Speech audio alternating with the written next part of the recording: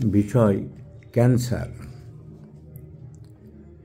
এই একটিমাত্র শব্দ নিমেষের মধ্যে একজন মানুষের জীবনের সমস্ত আলো, হাসি, গানকে স্তব্ধ করে দিতে পারে।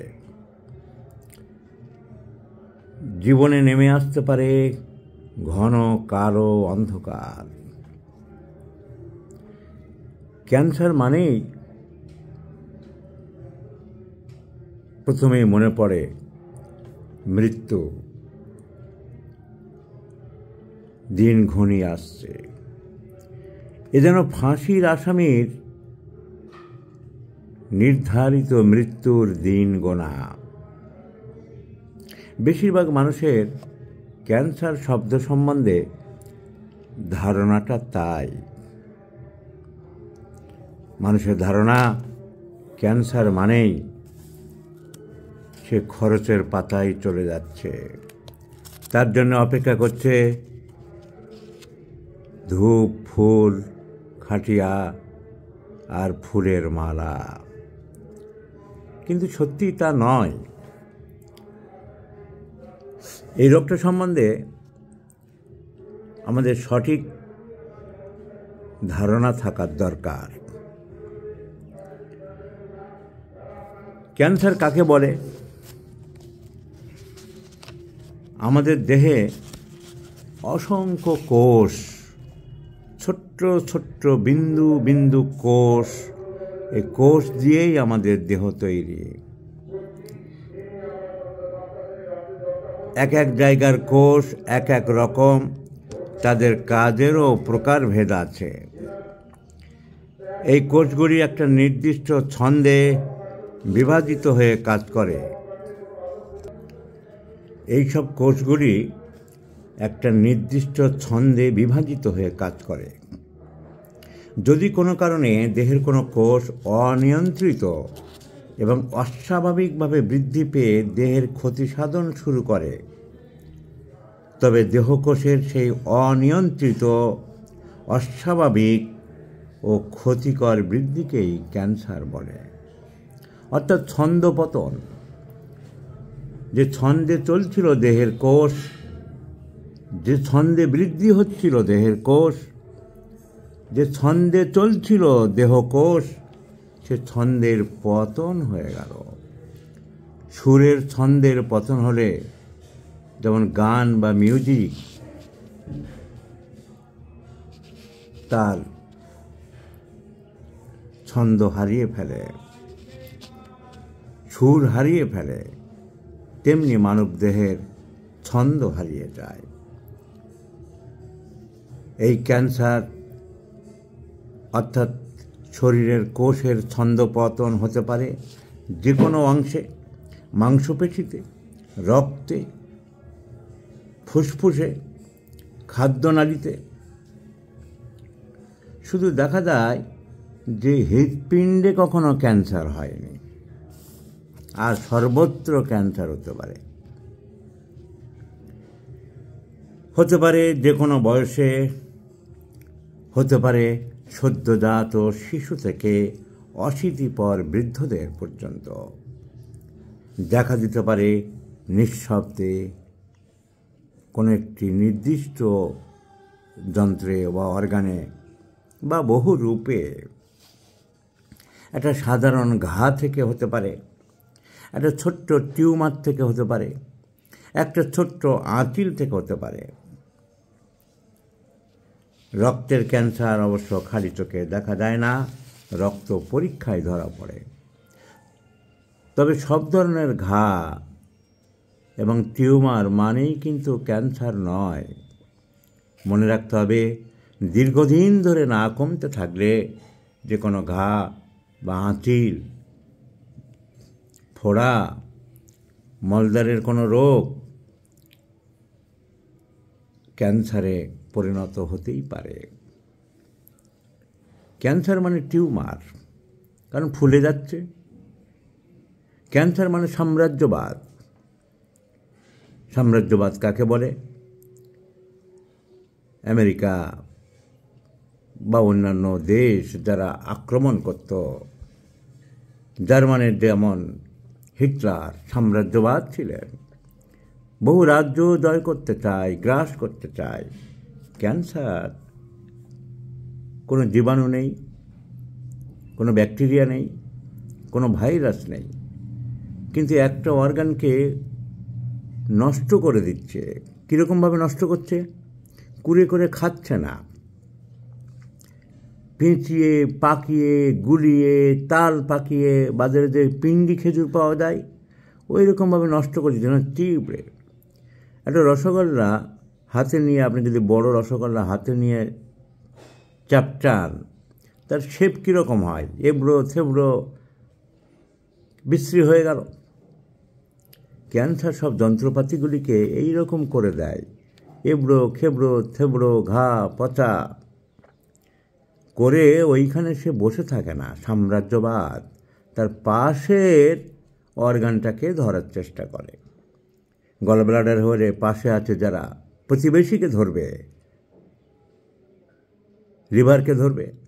লিভারকে দুমড়ে মুচড়ে পেঁচিয়ে নষ্ট করতে করতে তার পাশে যে ছাদ আছে, বুক আর পেটের মাঝখানে ছাদ, যাকে ডায়াফ্রাম বলি, তাকে নষ্ট করে দিয়ে ফুসফুসে চলে যাবে, রক্তে চলে যাবে। এইভাবেই সাম্রাজ্যবাদের মতন সে এগোতে থাকে, একটার পর একটা অর্গানকে নষ্ট করতে থাকে। যখন একটার পর একটা অর্গানকে নষ্ট করতে থাকে, তখন ডাক্তারি ভাষায় বলা হয় মেটাস্টেসিস, মানে ছড়িয়ে পড়ছে। তার রক্তচক্ষু আরম্ভ হয়ে গেছে, তার সাম্রাজ্যবাদ আরম্ভ হয়ে গেছে। এ যেন এক দস্যু বা দানব শরীরের মধ্যে প্রবেশ করে মানুষটাকে শেষ করতে চাইছে। শুধু কোনো একটা অর্গান থেকে আরম্ভ হলো, কোনো একটা ফোড়া থেকে আরম্ভ হলো, কোনো একটা আঁচিল থেকে আরম্ভ হলো, চলতে থাকলো তার আক্রমণ একের পর এক। রবীন্দ্রনাথের সেই কবিতার মতন বণিকের মানদণ্ড হয়ে গেল রাজদণ্ড। এই লাইনটা কবিগুরু কেন লিখেছিলেন? ইংরেজরা বলেছিল, ইওর এক্সিলেন্সি, আমাকে একটু ব্যবসা করার জন্য জায়গা দাও, সিরাজকে বলেছিল। তারপরে তারা উল্টে শাসন করতে আরম্ভ করলো। তাই কবিগুরু লিখেছিলেন বণিকের মানদণ্ড। বণিক মানে ব্যবসায়ীকে সম্মান দেওয়া হয়েছিল, সেই সম্মান সে ফিরিয়ে দিল লাঠির বাড়ি দিয়ে, রাজদণ্ড। ক্যান্সার তো তাই,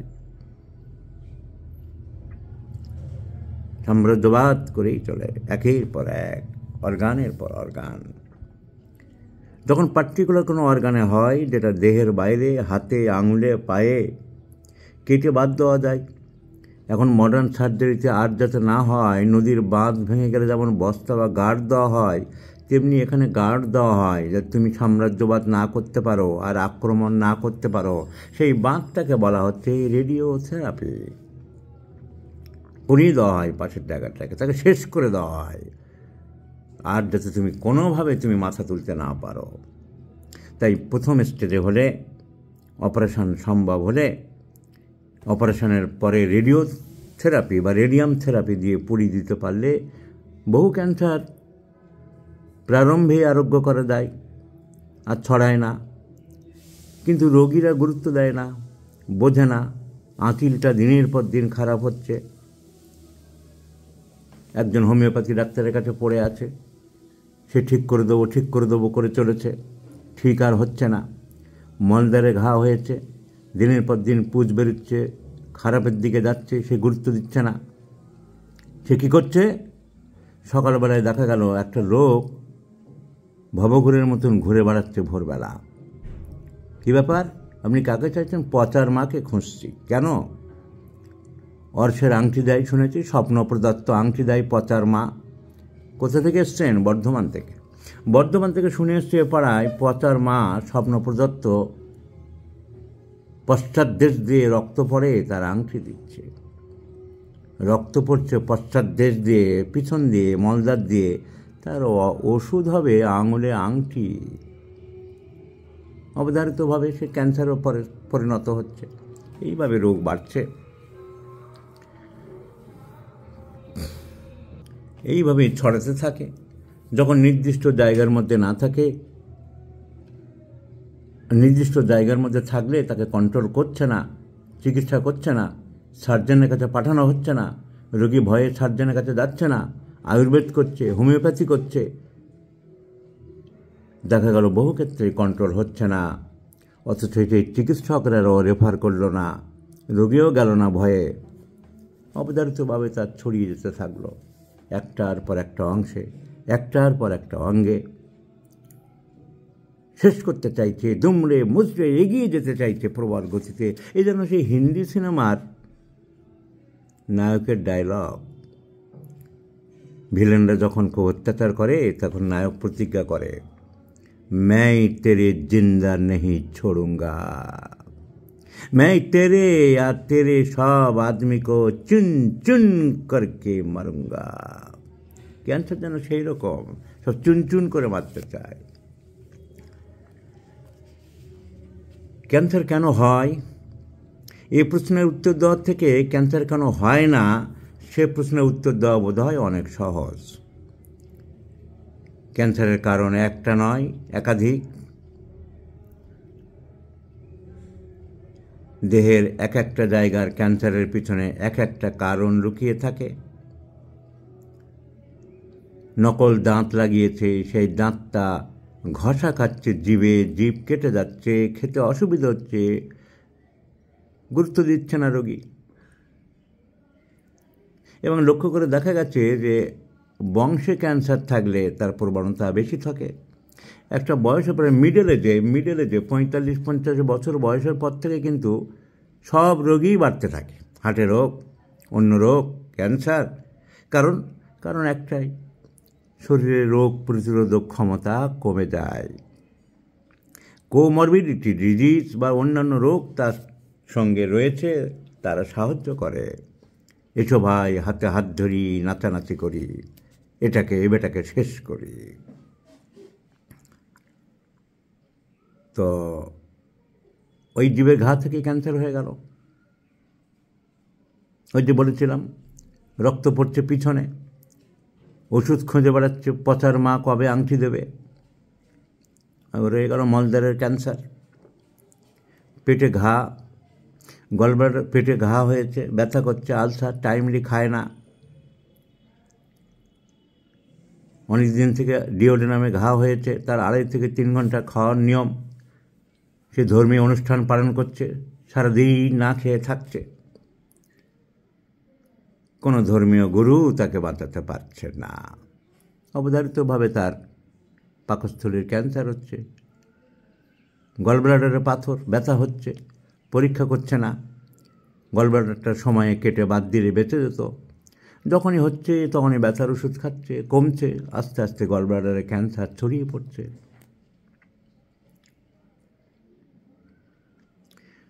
ধূমপান করছে, বারণ করা হচ্ছে, শুনছে না, কাশি হচ্ছে, মাঝে মধ্যে মুখ দিয়ে রক্ত পড়ছে, গুরুত্ব দিচ্ছে না, ফুসফুসে ক্যান্সার হচ্ছে।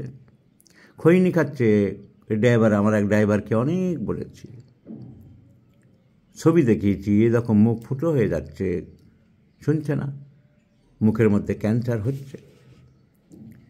তাই ধূমপান, মদ্যপান করছে, কথা শুনছে না,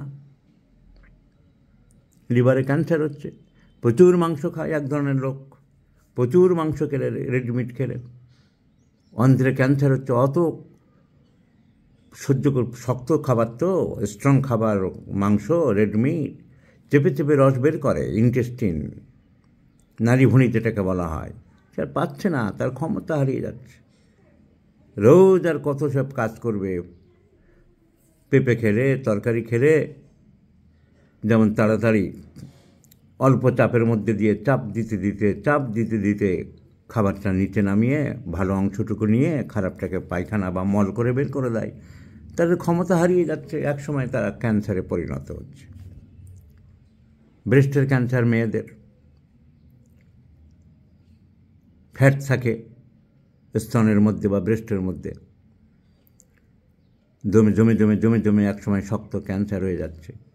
দেখা যাচ্ছে প্রকৃতির নিয়মে পুরুষ এবং নারীর একের অপরের শরীরের প্রতি যে আকর্ষণ, সেই আকর্ষণে বিবাহিত পুরুষরা তাদের স্ত্রীদের সাথে মেলামেশা করার সময় স্তনকে মর্দন করে, ধরে। আমি আমার অভিজ্ঞতা দেখেছি তাদের ক্যান্সারটা কম হয়, কারণ চাপ পড়ছে, ফ্যাটগুলো জমতে পারছে না। সেজন্য অবিবাহিত মেয়েদের ছোটো ছোটো টিউমার হয়, কিন্তু সেগুলো বেনাইন, খারাপ নয়। কিন্তু যাদের স্বামী মারা গেছে বা বিবাহ করেনি বা স্বামী স্ত্রীর মধ্যে মেলামেশা হয় না, স্ত্রীর প্রতি আকর্ষণ নেই বা টান নেই বা তাদের মেলামেশা নেই, ব্রেস্টে কোনো চাপ পড়ে না, তাদের কিন্তু ব্রেস্ট ক্যান্সার বেশি হতে দেখা গেছে। তাই ক্যান্সারের প্রবণতা এক একটা বয়সে এক একটা জায়গায় এক এক রকম। মেয়েদের জরায়ুর ক্যান্সারের প্রবণতা খুব বেশি, ধূমপায়ীদের ফুসফুসের ক্যান্সারের প্রবণতা বেশি, মাংস খাওয়া লোকদের প্যানক্রিয়াস বা কোলনের ক্যান্সারের প্রবণতা বেশি। তো অনেক কারণ হতে পারে। যারা নেশা করে, পান, সুপারি, তামাক, খৈনি, পান মশলা, গুড়াখু, তাদের মুখের ক্যান্সার হওয়ার প্রবণতা বেশি। যারা রাসায়নিক পদার্থ নিয়ে কাজ করে দীর্ঘদিন, আর্সেনিক, তাদের ব্লাড ক্যান্সার। যারা ক্রোমিয়াম, নিকেল নিয়ে কাজ করে, তাদের ফুসফুসের ক্যান্সার হতে পারে। শারীরিক কারণ হতে পারে, দাঁতে ঘষা লাগছে। ভৌগোলিক কারণ হতে পারে, বিভিন্ন দেশে বিভিন্ন জায়গায় ক্যান্সারের প্রবণতা বেশি। বাঙালিদের মধ্যে এরা মাংসটা বেশি খায়, এদের ইন্টেস্টিনের ক্যান্সারের প্রবণতা বেশি। শিশুদের মধ্যে ব্লাড ক্যান্সারের প্রবণতা বেশি, ব্রেন ক্যান্সারের প্রবণতা বেশি। সো ক্যান্সার একটা টপিকে আলোচনা করা যাবে না, পরে আরেকটা টপিক আলোচনা করব। তো ক্যান্সার একটা বহুরূপী এবং নিঃশব্দচারী রোগ। সাপের ছোবল দিলে বিষ যেমন দ্রুত গতিতে রক্তের মধ্যে ছড়িয়ে পড়ে হার্টের মধ্যে চলে যায়, ক্যান্সার তো অনেকটা তাই, সাপের ছোবলের মতন। কয়েকটা লক্ষণ অত্যন্ত ইম্পর্টেন্ট। পুরানো ঘা যা সহজেই সারতে চাইছে না, তাকে অবহেলা করবেন না। অনেক দিনের কাশি চলছে, কাশতে কাশতে গলার স্বরের পরিবর্তন হচ্ছে, গলাটা ভেঙে যাচ্ছে, যাকে বলা হয়, অবহেলা করবেন না। বদ হজম হচ্ছে, পেটের গণ্ডগোল লেগে আছে, আপনি ভাবছেন যে গ্যাসের গণ্ডগোল। ও গ্যাসের গণ্ডগোল, তুই গ্যাসের বড়ি খা। গ্যাসের বড়ি না খেয়ে চিকিৎসককে দেখান, পরীক্ষা নিরীক্ষা করতে হতে পারে। পেটে ব্যথা হচ্ছে, কী কারণ হচ্ছে পরীক্ষা করান, শুধু ব্যথার বড়ি খাবেন না। খাবার গিলতে অসুবিধা হচ্ছে, ঝাড়ফুঁক করবেন না, খাদ্যনালীর ক্যান্সার হতে পারে। কোথাও আঁচিল ছিল, ছোট্ট তিল ছিল, সেইগুলো বড় হয়ে যাচ্ছে, ঘা হয়ে যাচ্ছে, হঠাৎ পরিবর্তন হচ্ছে, ক্যান্সার হতে পারে। ছোলে কোথাও গুটলি বা দলা পাকিয়ে গেছে, টিউমারের মতন, বিশেষ করে যদি ব্রেস্টের মধ্যে হয়, ক্যান্সার হতে পারে। মলমূত্র ত্যাগের হঠাৎ পরিবর্তন যদি হয়, প্রস্রাব মোটেই হচ্ছে না, আটকে আটকে যাচ্ছে, প্রবলেম হচ্ছে, প্রোস্টেট গ্ল্যান্ডের ক্যান্সার হতে পারে। পায়খানার সব পরিবর্তন হচ্ছে, আগে রোজ পায়খানা হতো, এখন হতে চাইছে না, দুদিন হচ্ছে না, 4 দিন যাচ্ছে হচ্ছে না, বা কখনো পাতলা, কখনো শক্ত, কখনো সকালে পায়, কখনো বিকালে পায়। মলমূত্র ত্যাগের এই অস্বাভাবিক পরিবর্তন ক্যান্সারের কারণ ইন্টেস্টিন বা ডাইজেস্টিভ সংক্রান্ত কোনো অর্গানের হতে পারে। এইগুলো নিয়ে ক্যান্সার সম্বন্ধে ভাববেন। চিকিৎসা প্রথম স্টেজে সার্জারি, ফরওয়ার্ড বাই তারপরে রেডিয়াম থেরাপি। প্রশ্ন হচ্ছে যে হোমিওপ্যাথিতে ক্যান্সার কি আরোগ্য হয়? প্রথম স্টেজে যদি ক্যান্সার হয়, তাহলে সার্জারি, যেখানে সার্জারি করা দরকার, অবশ্যই সার্জারি করে রেডিয়াম থেরাপি করতে হবে। কোনো হোমিওপ্যাথিক চিকিৎসক বা অ্যালোপ্যাথিক চিকিৎসক দেখাতে পারেনি যে ওষুধ দিয়ে ক্যান্সার পুরো সারানো সম্ভব হয়েছে। ক্যান্সার যখন ছড়িয়ে গেছে, খারাপ স্টেজ, মেটাস্টেসিস হয়ে গেছে, খুব ব্যথা হচ্ছে, সেই স্টেজে হোমিওপ্যাথিক ঔষধ সেই রোগীকে শান্তি দিতে পারে, ভালো রাখতে পারে, আরোগ্য করতে পারে না। হোমিওপ্যাথিক চিকিৎসা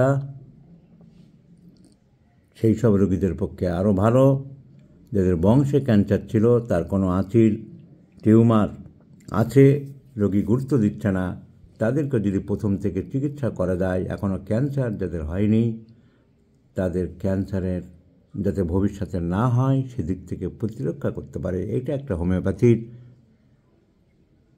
অত্যন্ত গুরুত্বপূর্ণ চিকিৎসা। Prevention is better than cure যেটাকে বলা হয়। তারা ক্যান্সার ফার্স্ট স্টেজে ধরা পড়লে সার্জারি, যেখানে বাঁচার সম্ভাবনা নেই, ছড়িয়ে পড়ছে, শান্তিতে যতদিন বাঁচিয়ে রাখা যায় হোমিওপ্যাথিক ট্রিটমেন্ট সব থেকে ভালো। আর বয়স হয়ে গেছে, অপারেশনও চলবে না, রেডিয়াম থেরাপিও চলবে না, অনেক সুগার, হার্টের অবস্থা খারাপ, সেক্ষেত্রে হোমিওপ্যাথিক চিকিৎসা অনেকটাই ভালো। সুতরাং সাবধান হন। ক্যান্সার সম্বন্ধে একটা সাধারণ আইডিয়া দিলাম, এরপরে আরেকটা টপিকে ক্যান্সার নিয়ে আলোচনা করব। সবাই ভালো থাকবেন।